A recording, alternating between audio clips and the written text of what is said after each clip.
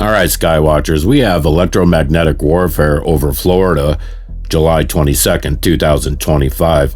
Now watch closely, they don't want you to see this. These radar captures show something that shouldn't happen in a natural system. On July 22nd, a storm cell over Florida appears to form instantly, intensifies unnaturally, and then vanishes just as quickly. Right after what appears to be a laser guided to this storm system, a huge energy pulse strikes at the same time. A massive beam-like activation is visible over the Gulf, striking into Florida. The atmosphere lights up a clear electromagnetic frequency signature. The cell fragments as more pulses scatter the system. A second beam-like path forms over the Atlantic, connecting back into Florida. This isn't just weather, this is precision interference.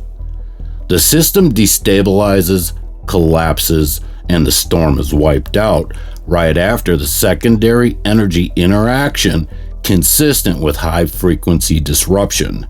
This isn't just a coincidence. These types of artificial sky events are becoming more frequent in every single storm that we see and harder to ignore. The radar doesn't lie. Even when they try to mask or scramble the data, we can still find evidence of technogenic interference. And what we're likely seeing is a directed microwave energy beam and scalar pulse activity. We're also seeing interaction with atmospheric aerosols, chemtrails. These layers of atmosphere can be charged. Rapid condensation followed by forced collapse, evidence of electromagnetic frequency controlled storm systems. The question isn't if the weather is being weaponized, it's how far are they willing to go. This isn't nature, this is weather warfare, cloaked in the illusion of a climate crisis. Now I'd like to thank Amy Nilly for this next image. She sent me in a radar return of a swirling electromagnetic frequency over the Orlando area. This is the smoking gun. What began as a suspicious storm cell lighting up across Florida has now escalated into an undeniable evidence of atmospheric manipulation. This radar capture centered near Orlando shows a perfectly symmetrical rotation holding steady over the central Florida area. There's no hurricane, no tropical depression, and no frontal boundary. Yet here we have a self-contained spinning weather anomaly, visibly pulsing in the atmosphere like a mechanical vortex. So let's connect the dots. In the earlier radar frames, a beam strikes, a storm forms instantly, and then vanishes after a secondary pulse. Now we're seeing this rotational energy embedded inside the same weather system. This spin isn't moving like a natural cyclone, it's locked into place, holding position like it's being maintained by an external frequency input.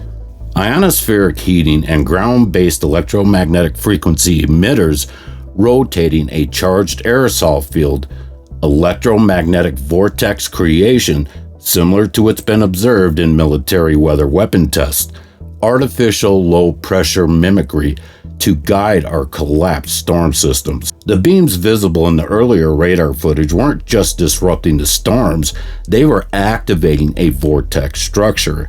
The sudden disappearance of the storm may have been the result of a feedback loop collapse, the system spinning out after being overdriven.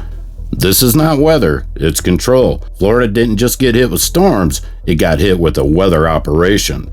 This is the evolution of warfare. Create the storm, guide the impact, and collapse the system when the job is done. I do not consent. End geoengineering. Alright, Skywatchers, stay aware, be prepared, and until next time, keep looking up.